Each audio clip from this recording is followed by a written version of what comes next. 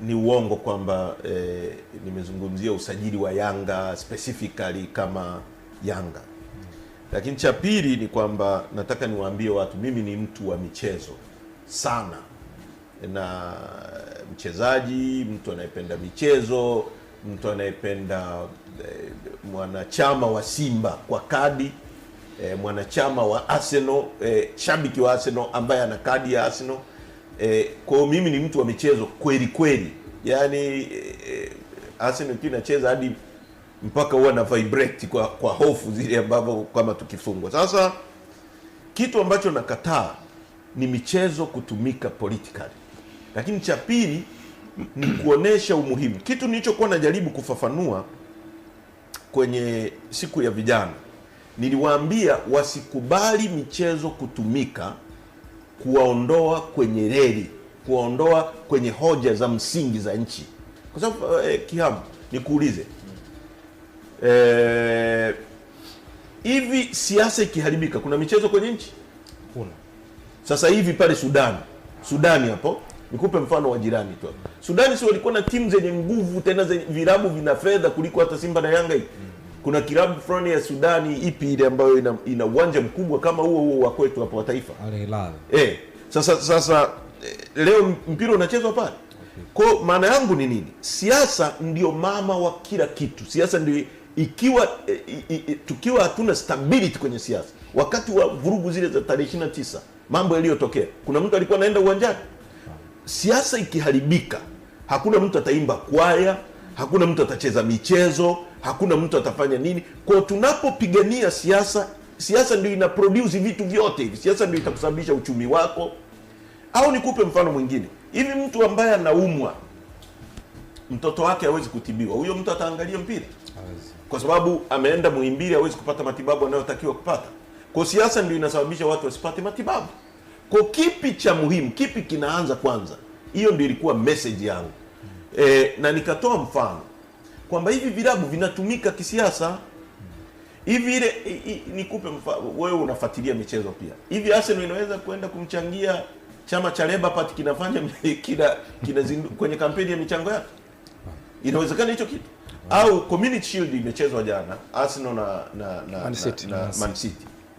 Hivi waziri mkuu wa Uingereza ambaye ana nafasi kama ya rais wa hapa kwetu, anaweza kuhamisha wasicheze pale Wembley, akwambie njoo mcheze kwenye kitongoji changu kwa sababu ana shughuli yake binafsi? Hapana. The fact kwamba hivi vilabu vinaweza kuhamishwa kwenda kufanya michezo kwa matakwa ya watu, then they are being used politically. Wewe unakujaje kwenye tamasha la burudani, unakuja kusema mama oye? What is the meaning of that?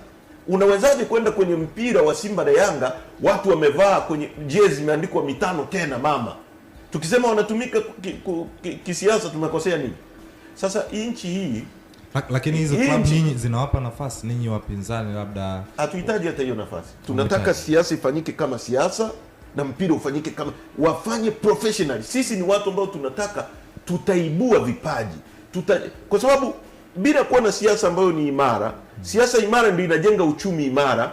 Uchumi imara ndio unaweza kusababisha tujenge viwanja. Leo tuna viwanja viwili, si vitatu, ndio tunaimba miaka 65.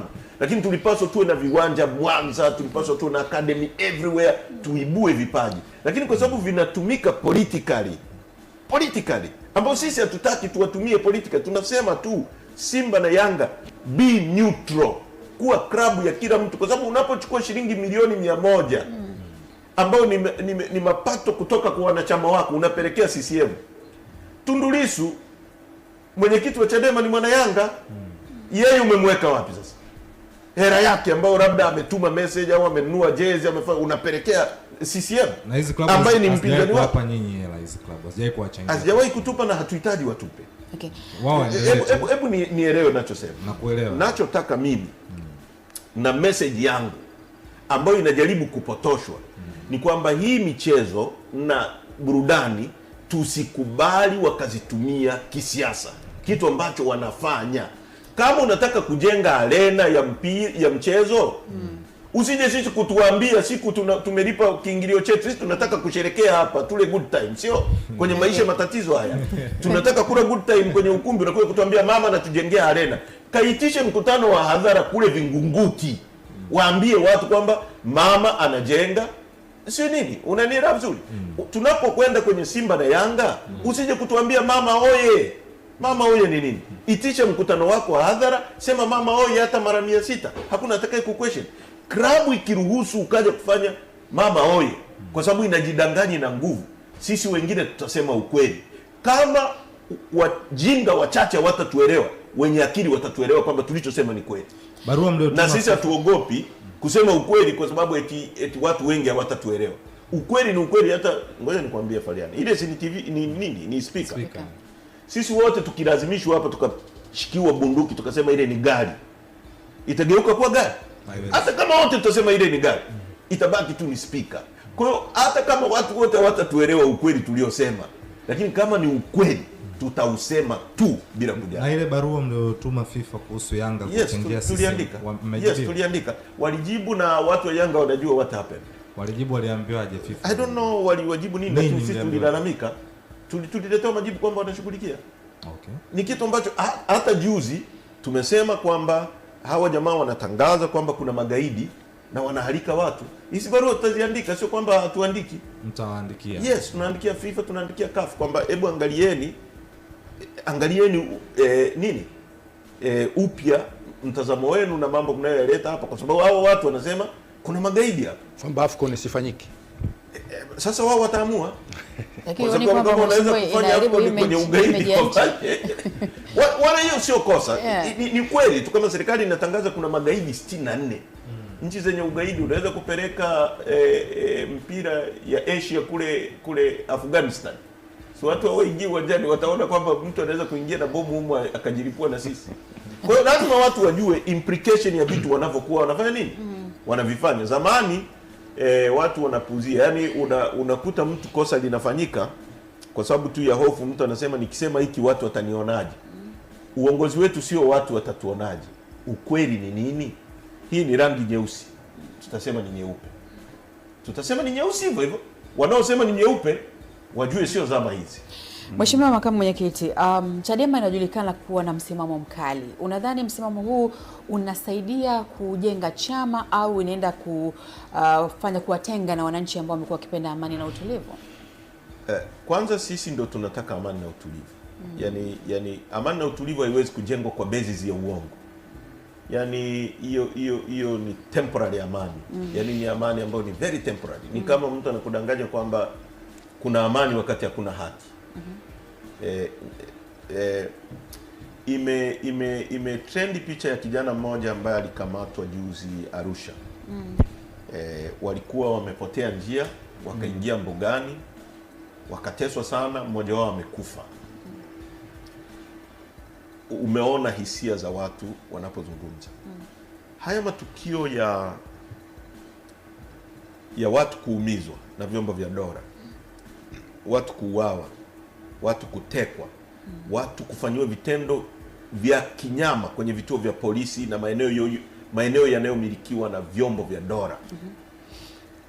Yanajenga, kwa maoni yako, yanajenga utangamano, yanajenga amani au yanajenga chuki? Nataka nikupe mfano ambao utauelewa. Bila shaka mama yake Polepole alikuwa anamuunga mtoto wake mkono. Mimi mamangu ananiunga mkono hapa nilipo. Mamangu amelazimika kuwa mtu wa Chadema kwa sababu yangu mimi. Na ndugu zangu baadhi. Ninao of course wengine ambao wako CCM. Sasa yule mama alikuwa CCM na alikuwa anaunga serikali kwa sababu mtoto wake alikuwa CCM, alikuwa barozi, alikuwa DC. Leo mtoto wake ametekwa. Ile familia ya Polepole bado itaendelea kuunga mkono kile chama? Haiwezi, bila shaka. Watu waliouawa, walioumizwa, hata nyie kuna mwenzenu hapa aliuawa, familia yake inaionaje serikali? Watu waliotekwa juzi, yule kijana aliyeumizwa, hao watu wanaionaje serikali? Sasa hao wanajenga chuki, wanajenga upendo au wanajenga nini? Sisi tunaosema acha haya matendo, tunasema kwa lugha za wazi. Sisi hatuwezi kutengwa na wananchi. Wananchi wanatuunga mkono zaidi, na wananchi hawatuoni kama chama cha vurugu, wanatuona chama kinachosema ukweli. watu wanaoonekana vibaya ni hao. Na fuatilia vita kuu ya pili ya dunia, kulikuwa na long term causes, au vita nyingine zote long term causes, sababu za muda mrefu.